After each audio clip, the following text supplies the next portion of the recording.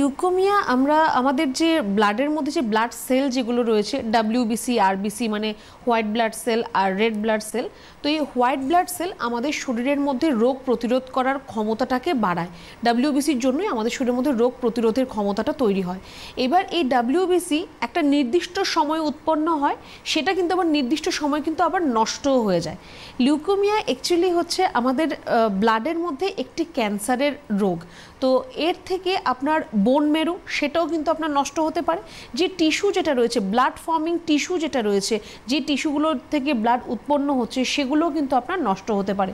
আমরা প্রত্যেকেই জানি যে ক্যান্সার যখন হয়, ক্যান্সারের সেল দ্বিগুণ আকারে বাড়তে থাকে। তো এই যে হোয়াইট ব্লাড সেল বা ডাব্লিউবিসি যেটি রয়েছে সেটিও কিন্তু তখন দ্বিগুণ আকারে মানে মাল্টিপ্লাই হতে থাকে, মানে একটা থেকে দুটো, দুটো থেকে চারটে, চারটে থেকে 16টা এরকমভাবে কিন্তু বাড়তে থাকে। তো রেপিডলি যখন এটা বাড়তে থাকে তখন কিন্তু এই সারা শরীরে আমাদের তো রক্ত রয়েছে, তো সারা শরীরে কিন্তু আস্তে আস্তে এটা ছড়িয়ে পড়তে পারে। তো লিউকোমিয়া অ্যাকচুয়ালি হচ্ছে ব্লাড ক্যান্সারের আরেকটি নাম, লিউকোমিয়া বলা হয়ে থাকে।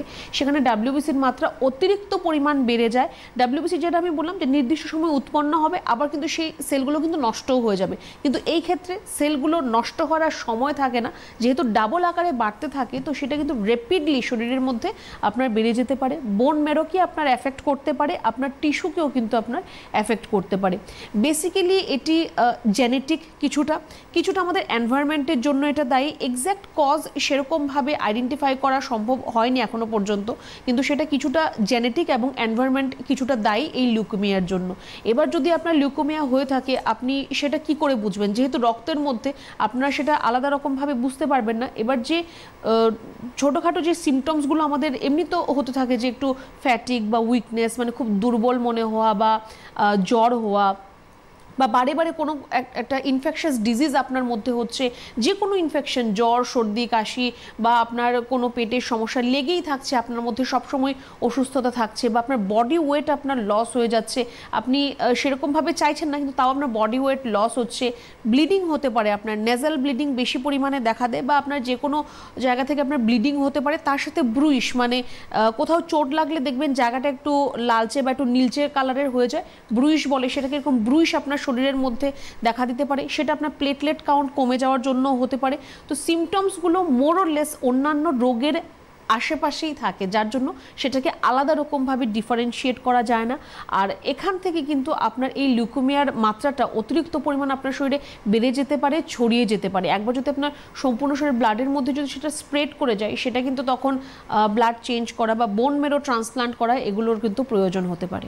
মানে এটা ব্লাড ক্যান্সার আর কি। একদম বেশ, কিন্তু এই লিউকোমিয়া হলে আপনি জেনেটিক বলছিলেন, তার মানে কি মায়ের বা বাবার যদি হয় তাহলে কি সন্তানের মধ্যে আসতে পারে? বা ঘুরিয়ে এটাও প্রশ্ন করা যেতে পারে যে লিউকোমিয়া আক্রান্ত একজন, তিনি কি কনসিভ করতে পারেন, বা তাহলে কি সন্তানের মধ্যে হওয়ার সম্ভাবনা মারাত্মক থাকে?